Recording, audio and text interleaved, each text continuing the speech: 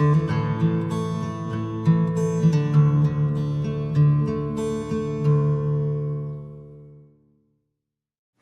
jaar 17 April 2017 het die World Health Organization 'n projek aangepak wat hulle die MH-gap genoem het. Dit is 'n projek wat hulle aangepak het om die wêreld bekend te maak met geestesgesondheidsprobleme. Dit is 'n groot probleem wat ons het en meer mense begin sukkel met geestesgesondheidsprobleme. En depressie is een van die geestesgesondheidsprobleme en dit is die nommer 1 probleem wat mense uit die werksplek uitvat. Hulle kan nie ordentlik funksioneer by die werk, hulle kan nie konsentreer op hulle werk, die gehalte van hulle werk neem af, en soms voel hulle so sleg dat die dokters hulle moet afboek, so dan is hulle nie by die werk, so dit beïnvloed jou mediese fondse, en weens hulle werkgehalte wat nou nie so goed is, dit affekteer die produksie in die werksplek, en dit het 'n groot uitwerking op die ekonomie van die land. Hulle sê vir ons dat daar meer as 300 miljoen mense wêreldwyd wat depressie het. So die kanse dat daar iemand is wie jy ken wat depressie het, of jy self het miskien depressie, is baie goed. En ek wil vir jou 'n video wys, wat ons kan help net om bietjie te verstaan, ietsie oor depressie.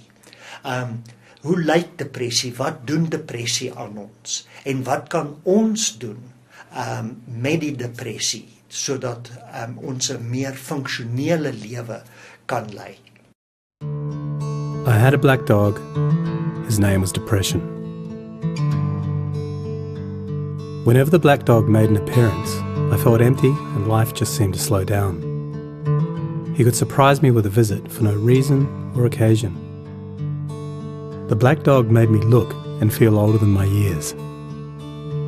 When the rest of the world seemed to be enjoying life, I could only see it through the black dog. Activities that usually brought me pleasure suddenly ceased to. He liked to ruin my appetite.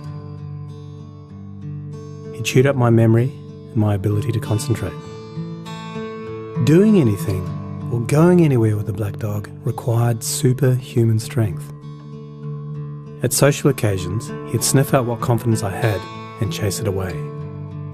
My biggest fear was being found out. I worried that people would judge me. Because of the shame and stigma of the black dog, I was constantly worried that I'd be found out. So I invested vast amounts of energy into covering him up. Keeping up an emotional lie is exhausting. Black dog could make me think and say negative things. He could make me irritable and difficult to be around. He would take my love and bury my intimacy. He loved nothing more than to wake me up with highly repetitive and negative thinking. He also liked to remind me how exhausted I was going to be the next day. Having a black dog in your life isn't so much about feeling a bit down, sad or blue. At its worst, it's about being devoid of feeling altogether. As I got older, the black dog got bigger and he started hanging around all the time. I'd chase him off with whatever I thought might send him running. But more often than not, he'd come out on top. Going down became easier than getting up again. So I became rather good at self-medication, which never really helped. Eventually, I felt totally isolated from everything and everyone. The black dog had finally succeeded in hijacking my life. When you lose all joy in life, you can begin to question what the point of it is. Thankfully, this was the time that I sought professional help. This was my first step towards recovery and a major turning point in my life. I learned that it doesn't matter who you are, the black dog affects millions and millions of people. It is an equal opportunity mongrel. I also learned that there was no silver bullet or magic pill. Medication can help some, and others might need a different approach altogether. I also learned that being emotionally genuine and authentic to for those who are close to you can be an absolute game changer. Most importantly, I learnt not to be afraid of the black dog, and I taught him a few new tricks of my own. The more tired and stressed you are, the louder he barks, so it's important to learn how to quiet your mind.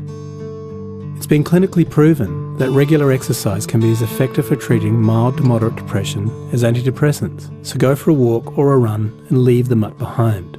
Keep a mood journal. Getting your thoughts on paper can be cathartic and often insightful. Also keep track of the things that you have to be grateful for. The most important thing to remember is that no matter how bad it gets, if you take the right steps, talk to the right people, black dog days can and will pass. I wouldn't say that I'm grateful for the black dog, but he's been an incredible teacher. He forced me to re-evaluate and simplify my life. I learnt that rather than running away from my problems, it's better to embrace them.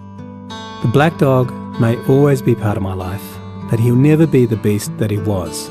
We have an understanding. I've learned through knowledge, patience, discipline and humour, the worst black dog can be made to heal. If you're in difficulty, never be afraid to ask for help. There is absolutely no shame in doing so. The only shame is missing out on life.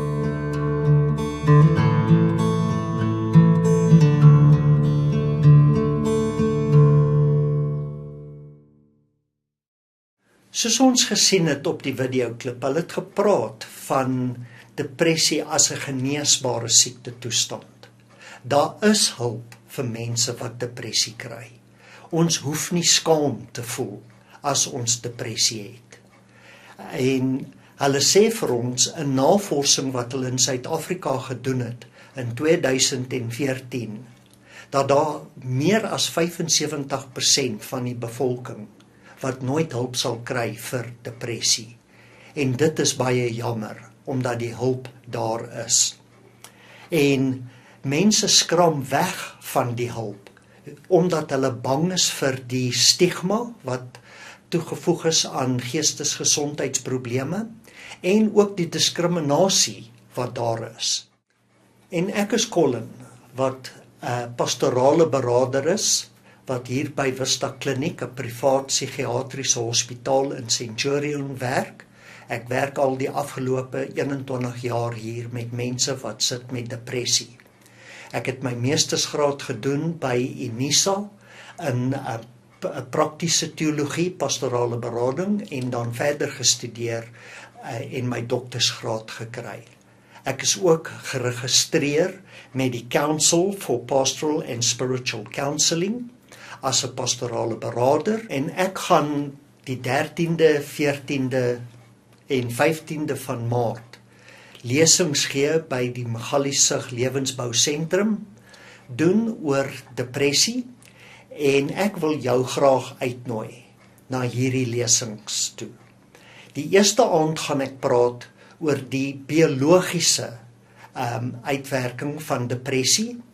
Die tweede aand gaan ek praat oor depressie en sielkunde.